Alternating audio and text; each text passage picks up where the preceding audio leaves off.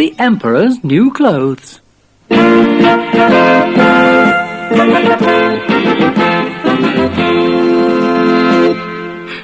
Emperor has to be told, cried the Chancellor. There's no money left in the exchequer. He's spent it all on clothes. But the soldier at the door of the Emperor's bedroom would not let the Chancellor in. I'm sorry, your worship, but the Emperor's in his wardrobe again, choosing something to wear. You can't go in. Then the door burst open, and the Emperor appeared, followed by the Prime Minister. I tell you, I can't see anyone today. I haven't got a thing to wear. Oh, Chancellor, there you are. Put the taxes up another 10%. I must have another suit. But you already have so many clothes, Your Majesty, and I can't raise income tax again. The people can't pay any more money. I don't care, said the Emperor. I want another one. I'm the Emperor. I can have what I want. Nobody could argue with that. So, when 2 foreigners arrived that day at the palace gates, saying they were tailors, they were allowed to see the Emperor. The tailors said that they made the finest clothes from the most gorgeous and delicate cloth in the whole world. Where is this cloth? Let me see it. I want to see it, the Emperor demanded. We haven't woven it yet, said one of the tailors.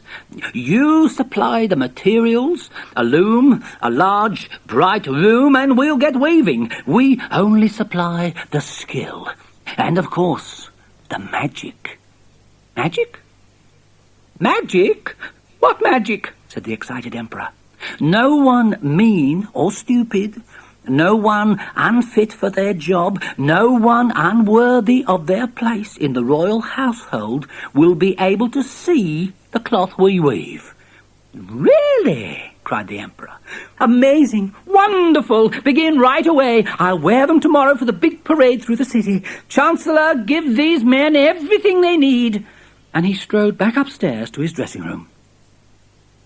The tailors were taken to a big, comfortable room in the palace and left to start work on the large loom. But all they did was sit down and put their feet up on the royal chairs. And when the materials were brought, silk and mohair and pearls and cloth of gold, they hid them out of sight. The Emperor sat in his throne room thinking about the wonderful cloth being woven downstairs. Suddenly, he grinned wickedly. I'll use this chance to find out if any of my ministers are mean or stupid or unfit for their jobs. And so he sent for the Chancellor. Ask how soon it'll be ready, then come back and tell me how it looks. Of course, you may not see anything at all. So the Chancellor knocked on the sewing room door, and one of the tailors opened it. Oh, come in, Chancellor, come in. As you can see, it's almost finished. In the centre of the room stood the big weaving loom, completely empty. The Chancellor just stared at it. What? He thought.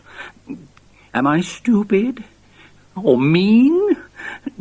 Am I unfit for my job? I can't see anything. Oh, this is dreadful. Yes, it's very nice. Lovely, he mumbled. Yes, I like the pattern. Oh, I can see you have good taste, said one of the tailors. Tell the Emperor his clothes will be ready early tomorrow, but we need some cloth of gold. So the Chancellor went back to the Emperor, trembling and close to tears. Well, how does it look? Oh, superb, sire. I've never seen anything quite like it. The Emperor rubbed his hands gleefully at the thought of his lovely new clothes, and told himself that he'd been right to appoint the Chancellor. Good man, good man. Now, send the Archbishop along to have a look at my new clothes. The Archbishop was sent in to see the magic cloth on its loom. After him, it was the Prime Minister, and then the Commander-in-Chief of the army. They all stared at the empty loom and thought how dreadful it was not to see any beautiful cloth. Am I mean? Thought the Archbishop. Am I stupid? Thought the Prime Minister. Am I the wrong man to be in charge of the army? Thought the commander-in-chief. And to hide their doubts, they all threw up their hands and admired the cloth. I particularly like the fringe, said the Archbishop. What unusual colours, said the Prime Minister. Yes, excellent, first class, said the Commander-in-Chief. They all trooped upstairs to tell the Emperor how wonderful the cloth was, and then the Emperor went down to be fitted for his new clothes. But as he entered the room, he was suddenly gripped by fear. Oh, my goodness! I can't see a stitch of cloth. Am I more mean or stupid than all my ministers put together? Or am I not fit to be emperor? Nobody must know I can't see the magic cloth. What did you think of it, Your Majesty? Asked the tailors, busily unrolling tape measures. Oh, splendid! Yes, quite splendid, he stuttered unhappily. And they pretended to measure the emperor, undressing him right down to his underwear and fitting the loose cloth. He stood royally in front of the mirror. Well, they think I'm dressed, he thought, so I must be. Feel the quality, said one tailor. It's all fully lined, you know, said the other. We'll work all night to make them a perfect fit. The two tailors did nothing, of course. They just slept. On the next morning, the Emperor walked to their room to put on his new clothes. While his courtiers stood around and clapped, he went through all the actions of getting dressed. You look magnificent, Your Majesty, said the Chancellor, anxious to keep his job. Very regal, I must say, said the Archbishop. The people will love it, said the Prime Minister. The buckles are pretty, said the Commander-in-Chief. News of the Emperor's magic clothes had spread through the whole city. Crowds were forming outside the palace, and the streets were lined with people waiting to see the Emperor in all his splendour. Children sat astride their father's shoulders with flags in their hands.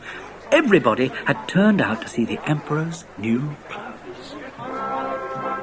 Slowly, solemnly, behind the royal banner and a band of trumpeters, the Emperor's procession set out through the streets. Everyone had heard how the magic cloth could not be seen by anyone mean or stupid or unworthy of their job. And nobody wanted to admit to being that. Hooray! Hooray! Shouted the crowd.